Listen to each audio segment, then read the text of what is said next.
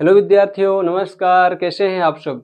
आपके अपने YouTube channel Shiva classes में एक बार फिर से स्वागत है। विद्यार्थियों, आज हम पढ़ने वाले हैं वायवीय श्वसन और अवायवीय श्वसन। क्या होती है वायवीय श्वसन और क्या होती है अवायवीय श्वसन? तो विद्यार्थियों, वायवीय श्वसन को हम बोलते हैं एरोबिक रिस्पायरेशन और अवायवीय श्वसन को बोलते हैं एनएरोबिक रिस्पायरेशन। ठीक है, अब हम देखें विद्यार्थियों इनके नाम में। तो ये वायवीय मतलब क्या? ये वायु की अधिकता में होती है। इसमें संपन्न होती है वायु की अधिकता में होती है, ऑक्सीजन की अधिकता में होती है। और यहाँ पर है अवायवीय। इस आ को यदि आप अलग करें तो आ का मतलब हम क्या ले लें? अनुपस्थित। ठीक है, या तो हम कह दें कम मात्रा में। तो वायु की अनुपस्थिति में अवायवीय श्वसन संपन्न होती है। ठीक है, तो वायवीय श्वसन ऑक्सीजन की उपस्थिति में, अवायवीय श्वसन ऑक्सीजन की अनुपस्थिति में संपन्न होती है। ये इनके नाम में ही है। यहां से हम इसको पकड़ लें तो आ से अनुपस्थित ले लें तो मतलब वायु अनुपस्थित, ऑक्सीजन अनुपस्थित। तो जब इसमें अनुपस्थित है विद्यार्थियों तो इसमें क्या होगा? इसमें उपस्थित होगा। ठीक है, इतनी बात हमें याद रखना है। फिर हम दूसरी बात करें विद्यार्थियों, यहां पर यह जो वायवीय श्वसन है ये 2 चरणों में पूर्ण होती है। कितने चरणों में? 2 चरणों में। एक पहला जो चरण होता है विद्यार्थियों किसी भी श्वसन का, चाहे वो वायवीय हो चाहे अवायवीय हो, तो वायवीय श्वसन का जो पहला चरण होता है विद्यार्थियों वो संपन्न होता है कोशिका द्रव्य में, साइटोप्लाज्म में। और जो इसका दूसरा चरण संपन्न होता है विद्यार्थियों वो होता है हमारे कोशिका की बिजली घर, जिसे माइटोकॉन्ड्रिया कहते हैं। माइटोकॉन्ड्रिया में संपन्न होती है। लेकिन हम अवायवीय श्वसन की बात करें विद्यार्थियों तो यह केवल और केवल एक चरण में पूर्ण होती है। अवायवीय श्वसन की जो सारी प्रोसेस है वो एक चरण में पूर्ण होती है और यह संपन्न होती है किसमें? कोशिका द्रव्य में। ठीक है, फिर हम बात करें विद्यार्थियों यहाँ पे तीसरे नंबर की।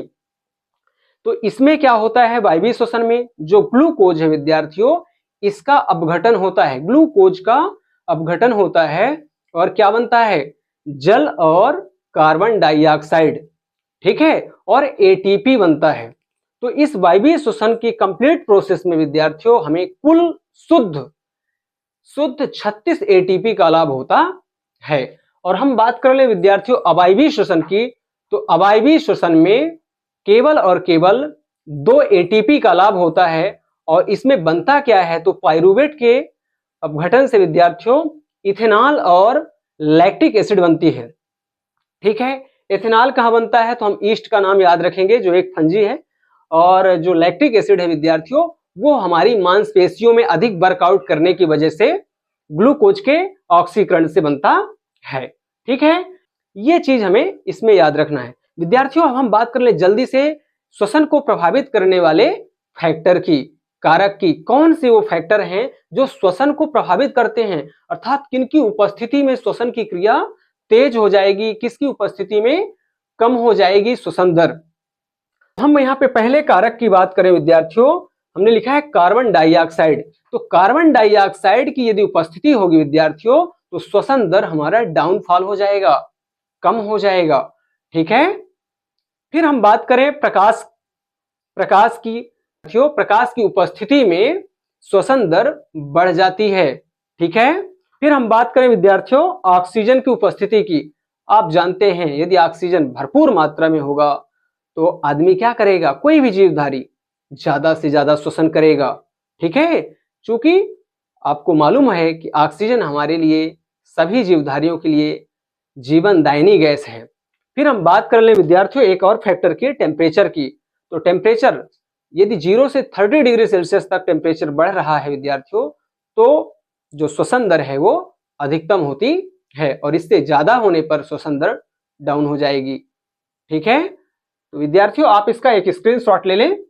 विद्यार्थियों आपको मेरा छोटा सा प्रयास आपको कैसा लगा कमेंट जरूर करें। और यदि मेरी क्लास आपको समझ आती है विद्यार्थियों तो क्लास को लाइक करें मेरे, और अपने सभी दोस्तों तक इसे साझा करें। धन्यवाद।